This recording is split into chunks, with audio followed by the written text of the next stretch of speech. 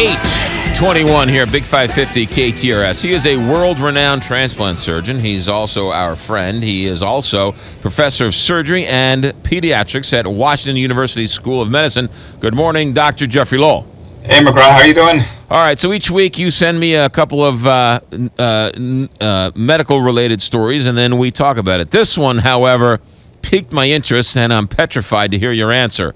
Doctors warn of dangers of earbuds. I wear earbuds 4 hours a day. How worried should I be?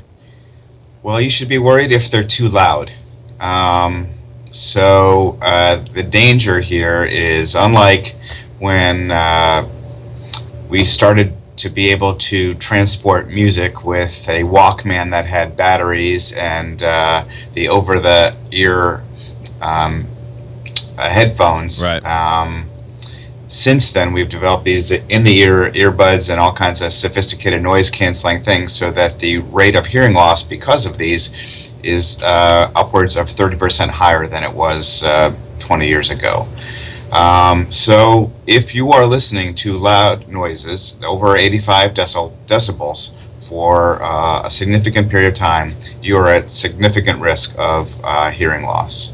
Now, if you're having it at normal conversational volume, different story. But you should not have an MP3 player or any other type of music player device for more than 60% of its volume for any more than 60 minutes a day. So 85 decibels is 60% of the volume?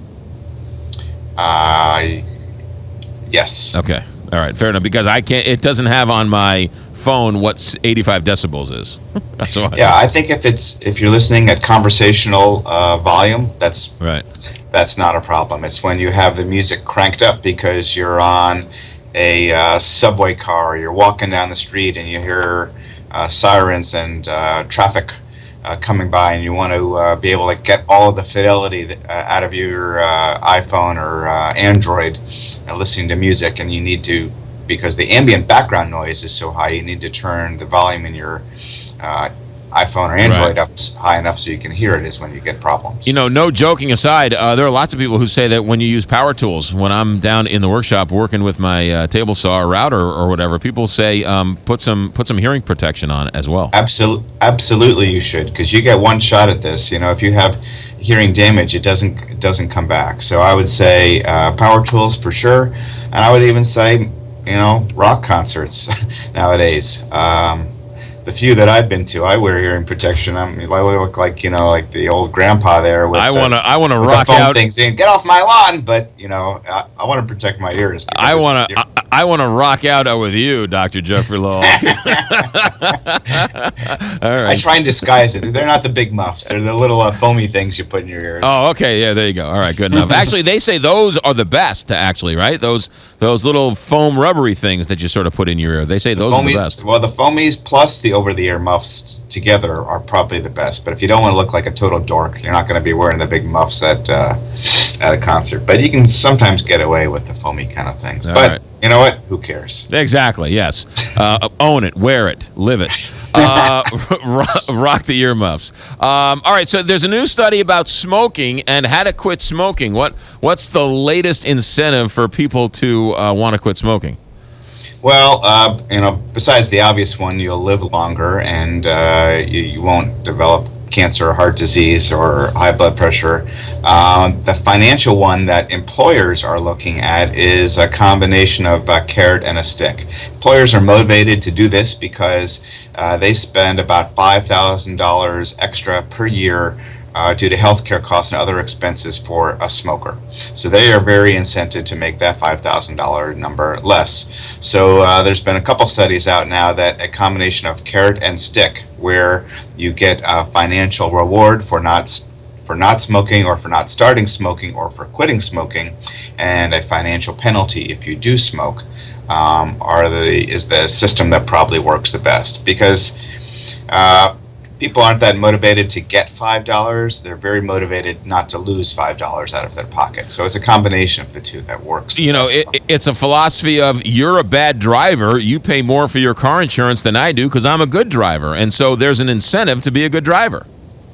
Absolutely. Yeah. Absolutely. But, you know, it gets a little bit more real when you actually have cash money on the table, where you're actually passing back and forth greenback dollars, as opposed to, okay, I'm going to pay a little bit less in my insurance each month, but you may not, actually see or feel. Right. And then finally, doctor, while we still have you, what's this where people are actually setting their own price for surgery? Well, I'm not advocating this, so that's the disclaimer here, but there is a benefit consulting company that is out there that some small to mid-sized companies are using to help mitigate the costs of some of these astronomically high hospital bills, where prices have risen 3 times more than inflation since Reagan was president. So this company works with the small, medium-sized company that self-insures and receives a incredibly high bill from a hospital, and helps that company not pay it and renegotiate the price down to something that is more reasonable, including a small profit for the hospital. I like that idea. Interesting. Yes, it is. Dr. Jeffrey Lowell, we'll leave it there. Joins us via Skype. The technology is amazing. Dr. Joel, now you're going to be gone for a couple months or a couple weeks? Yep, got about 4 weeks of military training coming up. So you'll be in the good hands of Dr. Brad Freeman. Who's a very nice man. A nice fill-in for you, but be safe, and we'll see you when you get back. All right, talk to you in a month. Dr. Jeffrey Lowell, ladies and gentlemen, professor of surgery and pediatrics at Washington University, also a world-renowned transplant surgeon and an all-around great guy, except when you're at a rock concert with him. You pretend not to know who he is. Dr. Jeffrey Lowell, 828 here, Big 550, Kate.